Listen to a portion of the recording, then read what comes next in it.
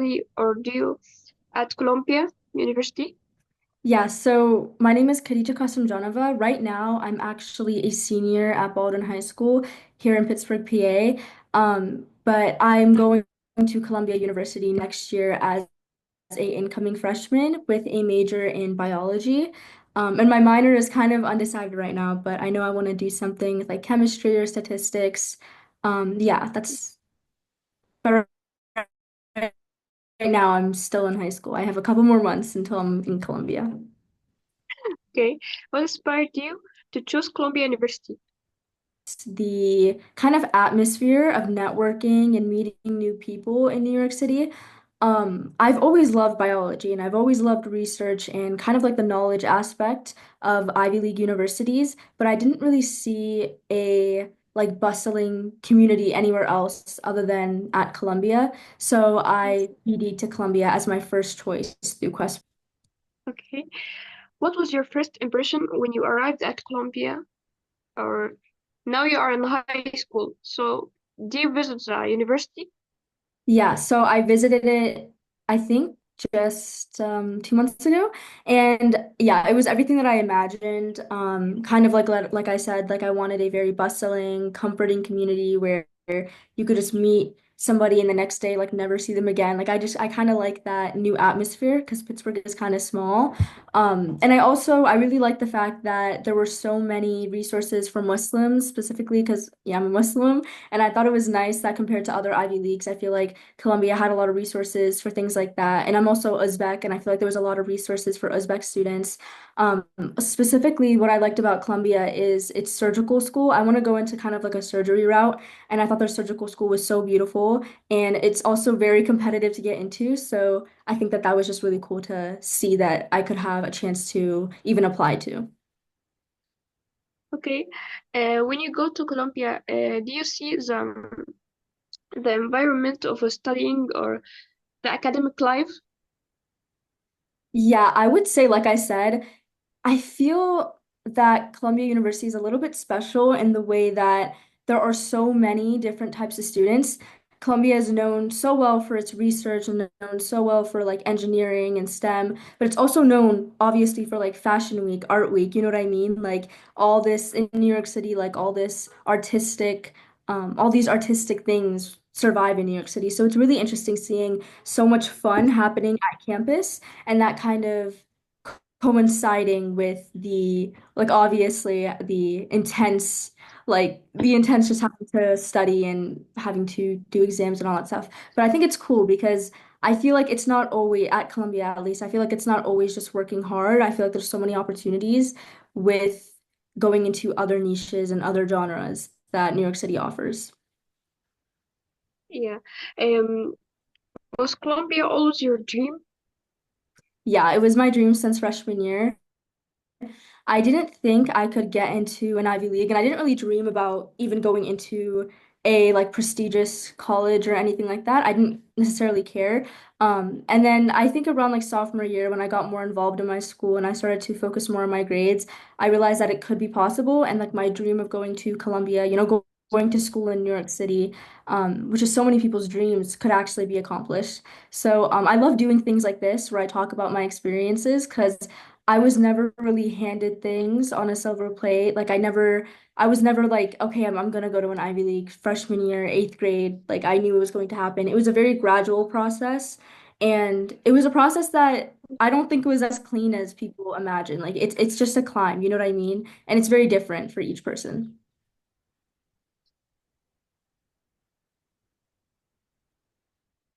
Yeah. Okay. Now we will talk about applications, about the university. Like, what was the application process like for you?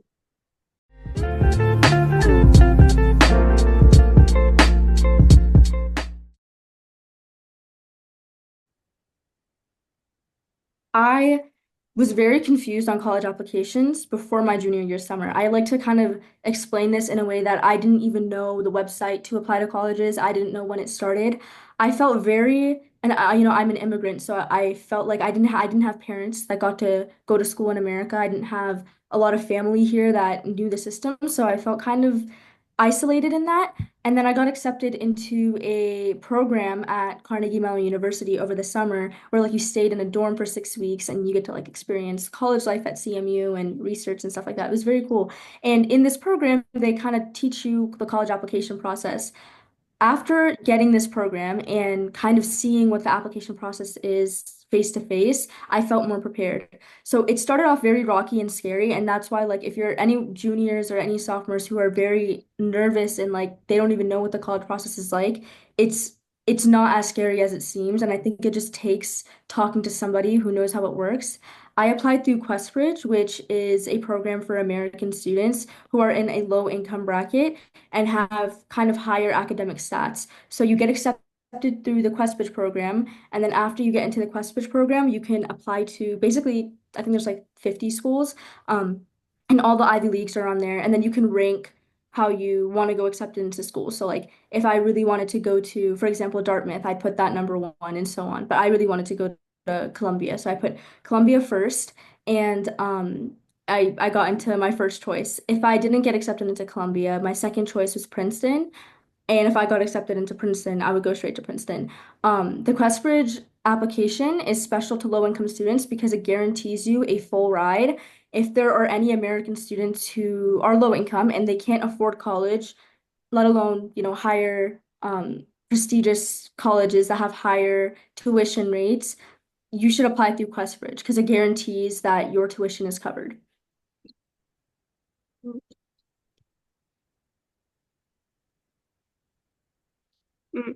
Mm. What do you think made your application stand out? I think that what really carried my application was my extracurriculars.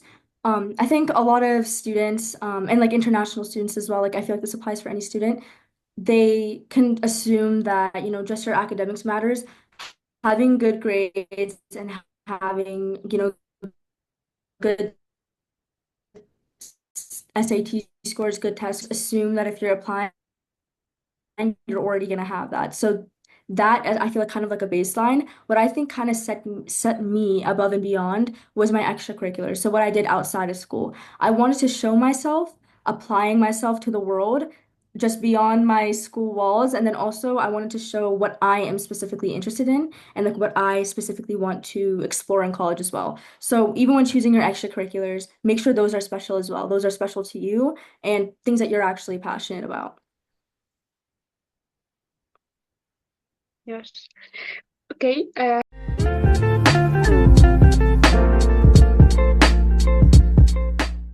Self with moving to New York City and the university life. I think right now, I don't know, I feel like I'm getting asked this question a lot lately by like teachers and classmates. And I think for now, I'm trying to slow down and take a break this summer. And like right now, I know I'm gonna miss Pittsburgh. I grew up here my whole life. I know I'm gonna miss my family and friends. I don't know anybody in New York City. So I kind of just want to spend time having fun this summer. I feel like it's okay to slow down sometimes. I feel very burnt out, to be honest, after 4 years of just like doing everything I could under the sky. So I feel, I mean, this is just kind of my advice to any other seniors that if you can take a break this summer, I would recommend taking a break just because there's nothing on the line anymore. But yeah, I think also I'm continuing a lot of the extracurriculars that I started in high school, like that I started my freshman to my junior year. I'm still maintaining them right now, and I'm hoping to kind of build on them in college. I don't want to make or work in extracurriculars and then just drop them when I get accepted into college.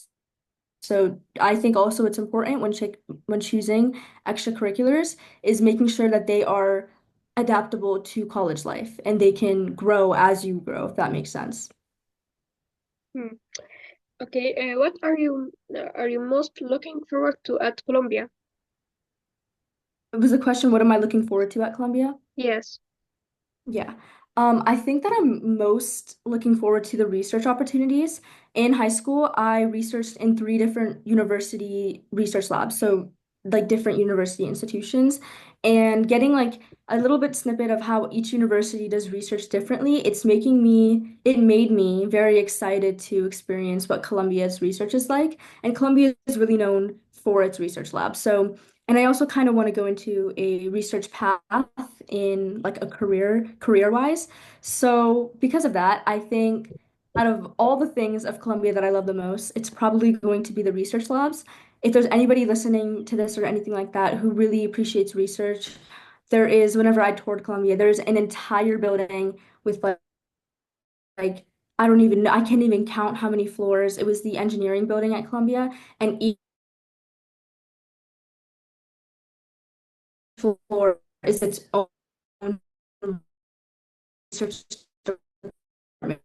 So it's- and on, it just keeps getting more. And also research in genetics, biology, I mean like cell biology. I also researched in genetics and even computation genes, like at some point. So I've always been very interested in research, but also kind of branching out just one. I think that Okay. thinks that my advice would be to find an extracurricular early on. I started finding extracurriculars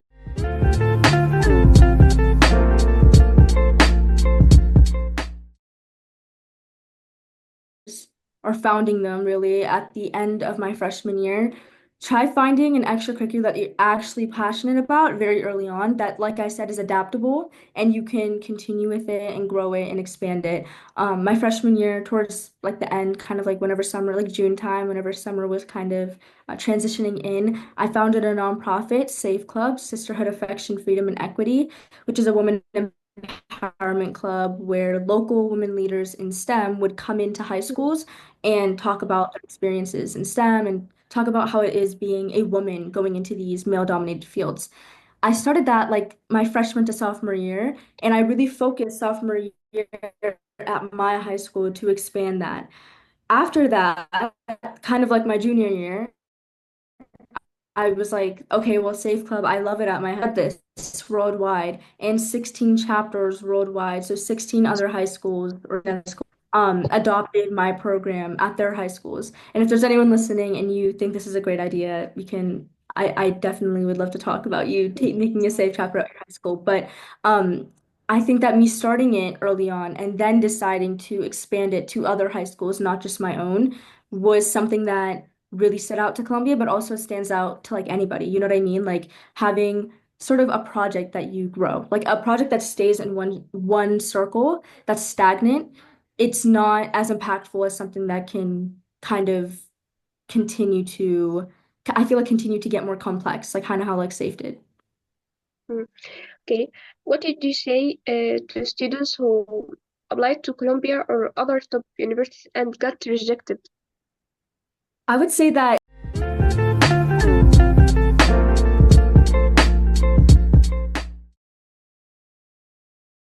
it's such a gamble. Like college applications are just, it could be just the admissions officer, what they were feeling that day. Maybe they accepted somebody right before you that was so similar to your profile that they just didn't feel like they could accept too. You know what I mean? I feel like it's such a, it's very randomized. And again, like these admissions counselors are not perfect people. They're not people with zero bias, or they're not people with 100% perfect decision making, and every single person's different. So there could have been somebody in that group that could have read your file that did accept you. You know what I mean? So I feel like it's so different. And also, if a college doesn't accept you, that could genuinely mean that that admissions counselor knows that you wouldn't thrive at that college, which isn't a bad thing. I know myself, I would not like a place like Princeton or Yale. Like, I personally know that I would not like having to always grind. Like I really like the aspect of Columbia where there's so many different, like I said, like there's so many artsy things, there's so many literature, like there's a whole core curriculum where you have to focus in on core literature. And I know that if I were to go to a different Ivy League, I wouldn't have those opportunities. And admissions counselors say that you applied to Columbia and you didn't get accepted, they might know that you might not thrive in the New York City environment. Do you know what I mean? So it's honestly, I feel like college applications are not personal, and I would never take it as a dig ever. Yeah, but some students are get a rejection, they give up and cry, and yeah, you know that feeling was you feel are your rejection get a rejection in your dream. It's really hard for some people. But you don't have to give up. You must be continue and try again and again. But yeah, okay. Do you believe rejection means someone isn't good enough? Absolutely not. I think that rejection is always redirection. I have this really insane anecdote. So my junior year summer, I mentioned that CMU, it's kind of like an internship program that I did my junior year summer. My junior year winter, I applied to that program, but I applied to like I think four or five programs. And it was at like Pitt, like research labs. It was like at CMU, like all these really prestigious, hard to get into programs. I didn't get accepted into any of them. So four or three of them got like the results came out on the same exact day, like around the same time. And I'm super hopeful and I'm excited. Like I wonder which program I got accepted into. And I got like rejection after rejection after rejection email. And that obviously hurts her ego, that hurts her heart. And I did, feel very upset. And I swear to God, literally the next day at 7 a.m., I got an email that I got accepted into the SAMS program. And out of the five or four programs that I applied to, the SAMS program was the most prestigious, the highest, I mean, the lowest acceptance rate, and it had the highest opportunity rate for me. So, out of the programs, like I would say like most of them had like a 15% or like a 10% acceptance rate, and SAMS was the only one with like a 6% acceptance rate. And that just shows that there's always something waiting for you. And I mean, I'm sure there's people who are not religious, but I am religious. And I really do feel like God was just rejecting me from those because he knew what was waiting for me the next day. Do you know what I mean? And after that experience happened to me, I always viewed rejection as redirection. There's something else even better waiting for me. And that's not to say that I don't get offended or I don't get sad when I get rejected. I still see rejections left and right for like scholarships or programs. But then again, there's always another side of the rainbow. Like there's going to be something for you. Okay, how can someone turn a rejection into motivation? Kind of like what I said, like you can assume, I feel like there's two different aspects to this question. Like you can assume that there's something better waiting for you. Like I said, if I just sat there moping and was like, I'm never gonna open my email, I'm so sad, and then I didn't check my email the next day, I wouldn't have been able to reserve my spot. Like there's a way to understand and still be hopeful that there's something better waiting for you. And I feel like the other side is show it to them. Like you didn't accept me, you didn't think I was good enough. Like I'll show you how good I can be. Like you can have that sort of mindset as well. I think that that was kind of what I did as well with those programs, the programs that I got rejected in.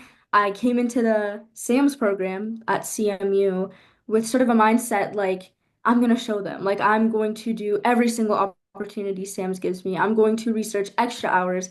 And lo and behold, the programs that I applied to that I didn't get accepted into were research labs. At Sam's, there was a research experience that like everyone kind of did. You got to choose your own lab. And I did a research experience with other classmates. And because I was so determined and I was so ready to show it to those labs that rejected me, I stayed extra hours and I connected with extra researchers in this lab. And I led my own research project for the first time in my life. And I don't think that would have happened at the other programs. The other programs, you had to work under like teaching assistants, PIs, research leads, you know what I mean? And I wouldn't be able to be my own research lead. At this program, I was able to because I put in that extra work. And I don't think I would have been that determined and have that fuel in me, that rage in me to come in extra hours, to stay late and, skip hanging out or whatever, to research if it wasn't something that kind of ignited that, something that kind of pushed me to do that, if that makes sense. Okay, did you ever feel like giving up during the application journey? How did you push through? Yeah, definitely. Being completely honest, I'm so thankful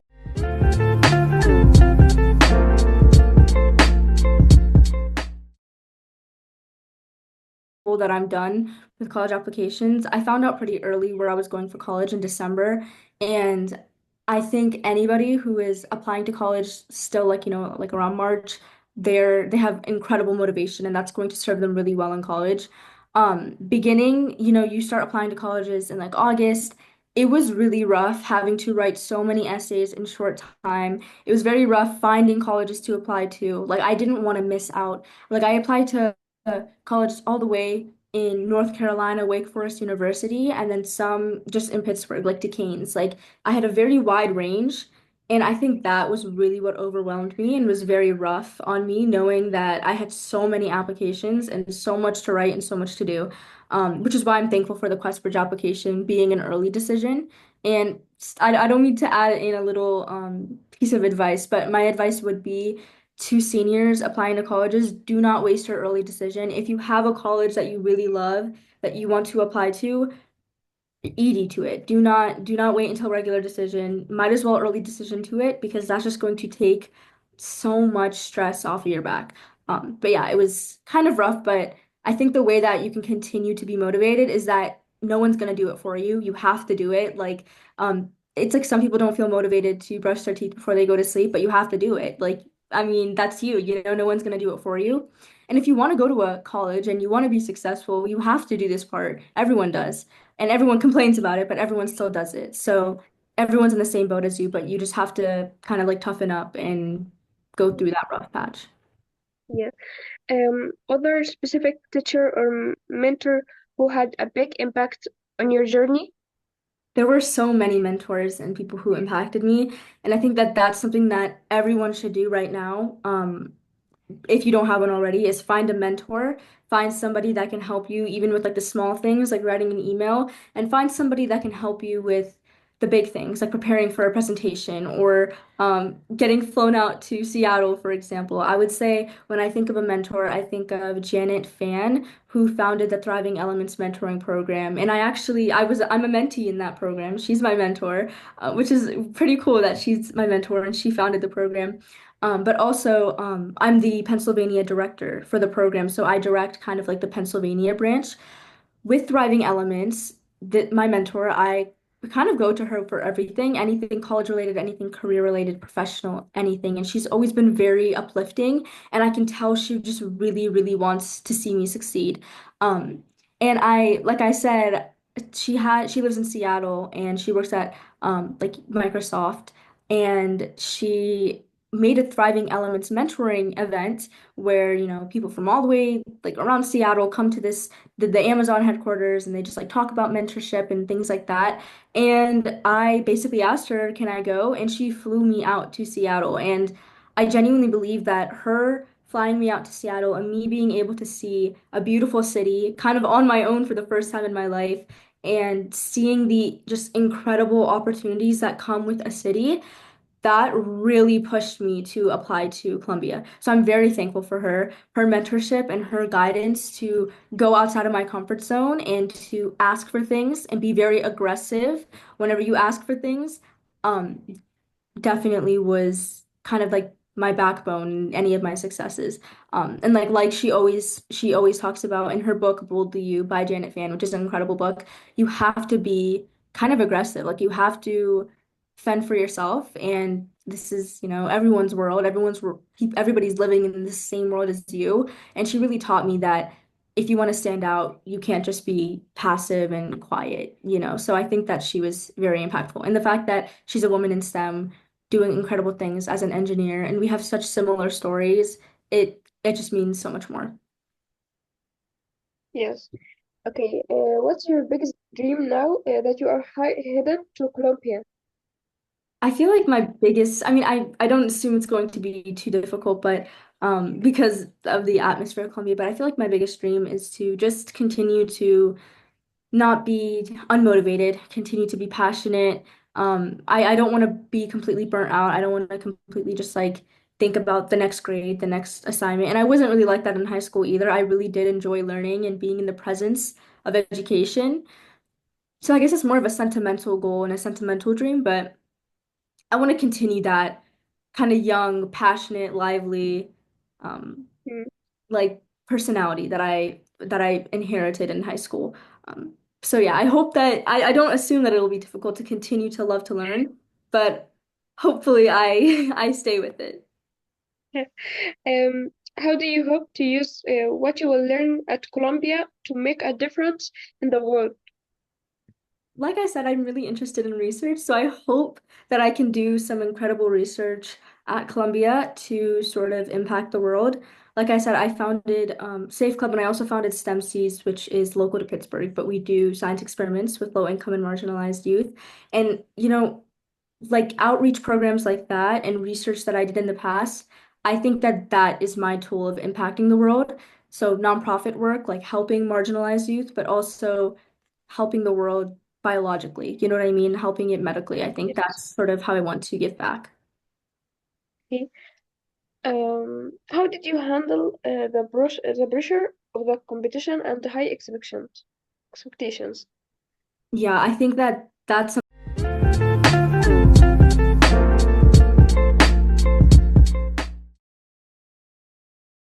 something that you have to get used to kind of early on. I'm assuming that if you want to get into an Ivy League, you probably have like IB classes or AP classes, honors classes. Going into those early definitely set me up. I've kind of inherited competitiveness. Whenever you take AP classes or honors classes, higher level classes in high school, you're surrounded by the same like 10 to 20 people, right? Like you're surrounded by the same people who are as ambitious as you. And at the end of the day, you have to be competitive. Like you have to stand out. So around like my sophomore year, when I started to realize like these people are my competition, like my friends are even my competition, I think that that made me really overachieve and really set me up for that like overachieving mindset where I just like kept doing more, comparing myself to others. Even if that's not an incredible thing to compare yourself to others, it is something that you need to do to get into an Ivy League university. You do have to understand that you have to kind of understand that your competition to get into these universities is your classmates. So you do have to stand out and try to Yes. rise above whatever situation you're in. Even if everyone at your high school is getting B's and you're the only one with all A's, that can set you apart. But if everybody at your high school is getting A's, you have to do something a little bit more. You have to stand out, basically. Yes. Columbia, it's a university have a culture environment. So, are you planning to join any culture or international student group at Columbia? Yes, like I mentioned earlier, I'm Uzbek, so there are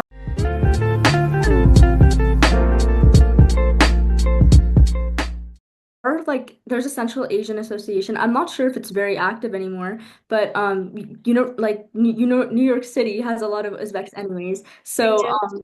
yeah, so I'm excited to just like be around Uzbeks. Like here in Pittsburgh, I would say there's a good population, but I'm only really friends with like one Uzbek. So like being around multiple people that are from my culture, I think is gonna be very cool. And then also I mean, New York City has like every single culture in the entire world. I feel like it's just gonna be cool to meet people who are not just the same, like the same whatever that I see every day Yes. in Pittsburgh. Mm. Okay. Are there any resources, programs, or people that really helped you in your family specific in this journey? Yes, so I would say the Thriving Elements program and I'm gonna just kind of like yell out and basically just shamelessly plug these programs that I think everyone should do. They're all free and they're all incredible. The Yeah. Thriving Elements program, which is a mentoring program, you get matched one-to-one with somebody who is in the STEM career that you're interested in, and you meet online with them for like an hour a month. And it's very flexible. It's kind of whatever you want, whatever they want. It's very just an incredible program. Learn with us. You can either get tutored or you can tutor. Again, it's a free program, it's a tutoring program. And I was the director of volunteer management. So I'll be kind of understanding everything, like what's going on with like the volunteers. If you volunteer in this program to be a tutor, it will look really great on your college application. There's I don't know if wherever you live has it, but also PanCan, which is the Pancreatic Cancer Association, and basically raising money for pancreatic cancer research, which is the most deadly cancer, but it has like almost the least amount of funds towards it. So that's something that I think really helped my application and could definitely help yours applications, but also help yourself because you're giving back in such an incredible way, with such incredible and strong survivors. I would say find what you're interested in research, like if you're even in engineering, like what specifically in engineering are you interested in, and job shadow as many people as you can. Literally, like, say that you want to be a biomedical engineer, you search up biomedical engineer and then maybe like a local university, meet with them, ask them any Mm. questions you want. And then that could lead to an internship, that could lead to even job shadowing, whatever you really assume. But all of my research experiences, I like basically like got a torch for. Like I really like scavenged at it. So I would say that that's really important. Research is very important for yourself, but also for college applications. I founded two nonprofits, and I love opening up new chapters. So if you want to start a SAFE chapter, the website is SAFE, SAFE, Women's, WOMENS, Club, CLUB.org. And there's a form on there to start a chapter. And then the same thing. STEM Seeds is STEMSEEDS, which stands for Pittsburgh.org. So you can just like slow that down and listen to it. But there's also, if you just search it up, it'll probably come up Yes. anyway.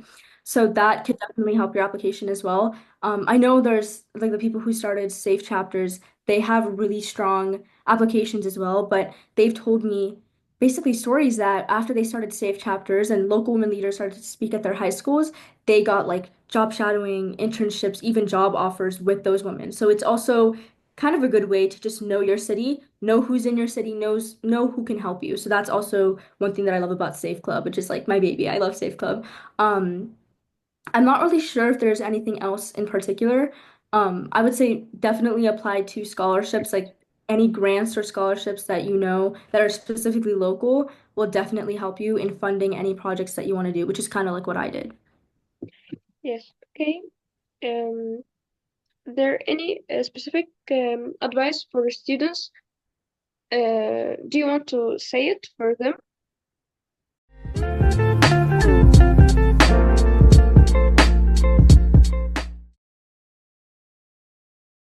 I would say don't lose hope. I feel like when you lose hope, that's whenever you lose opportunities. You don't get anything by just being mopey and sad and think that nothing comes to you. You get things by always being uplifting, empowering not just yourself, but others around you, and having a sort of mindset that you can achieve things and you can get things. If you told freshman self that I'd be getting my dream university, I would have laughed in your face. Like I never this was possible. That's what I really want to emphasize is that I wasn't set out to get into Columbia. It's something that was so gradual and there was so much uncertainty, but I still made it. And if I can make it, I truly believe that Okay. anybody could. Um, Thank you so much for sharing your journey to Columbia University. It's not only impressive but also full of lessons what many students can around the world can learn from.